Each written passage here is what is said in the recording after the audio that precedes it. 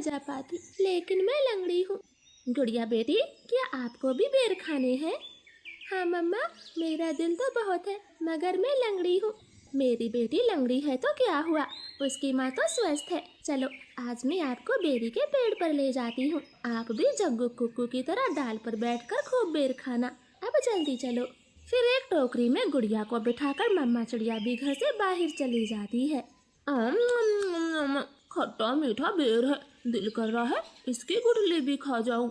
नहीं जग्गू, गुठली नहीं खाना, बेर बहुत है, तुम बेर को ही खाओ। मैं तो कुछ बेर अपने घर भी लेकर जाऊंगा।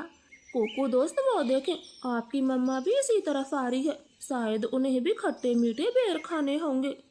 फिर मम्मा चिड़िया गुड़िया के साथ पेड़ पर बैठ जाती है। गुड़िया तो कई महीनों के बाद घर से बाहर आई थी, वो बहुत खुश होती है। यहाँ कितना अच्छा लगता है, खुला आसमान, चारों तरफ पेड़ पौधे और ताजी ताजी हवा। लो गुड़िया बहन, ये बेर खाओ, ये और भी मजेदार है। ऐसे वो तीनों गुड़िया को बेर तोड़ तोड़ कर खिलाते हैं। दूर छिपी हुई बुरी चील उन पर नजर रखे हुए थी। अरे वाह, एक साथ चार चार शिकार है, किसी एक का खात्मा तो हो ही जाएगा, बड़ी तेज भूख लगी है। फिर वो बुरी चील धीरे धीरे बेरी के पेड़ तक पहुंच जाती है और एकदम से उन्हें घेर लेती। जग्गू और कुक्कू तो डर के मारे मम्मा चिड़िया के पीछे छिप जाते हैं। सब ऐसे ही खड़े रहो, अगर एक भी भागा तो कच्चा चबा जाऊंगी, बड़ी तेज भूख लगी है मुझे।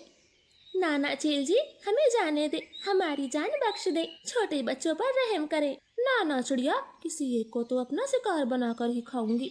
चील उनके सामने बैठी थी, तभी धीरे से जग्गू कौवा कुक्कू के कान में बोलता है, कुक्कू दोस्त, इस चील को गुड़िया को सौंप देते हैं, वैसे भी गुड़िया लंगड़ी है, ये जी कर क्या करेगी, कम से कम हम तीनों की तो जान बचेगी। जग्गू की ये बात सुनकर कुक्कू तुरंत अपनी माँ से बोलता है, मम्मा मम्मा, गुड़िया को यहीं छोड़ दो और चलो यहाँ से, हम अपनी जान बचाते हैं।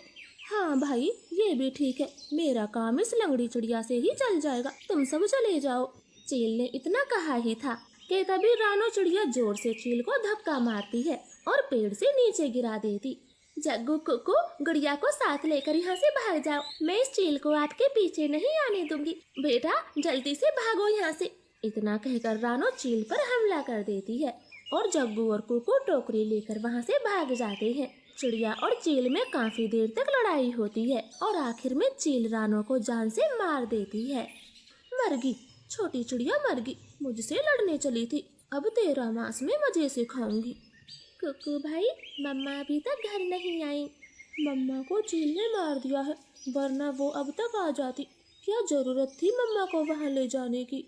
भाई, अगर हम वहाँ न होते तो वो बुरी चील आपको खा जाती, आप ऐसा क्यों बोलते हो?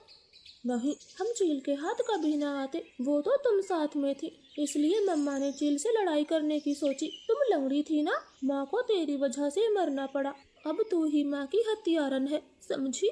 ऐसे कुक्कू तो गुड़िया को ही दोषी ठहराता है। अब गुड़िया का ध्यान रखने वाला कोई नहीं था।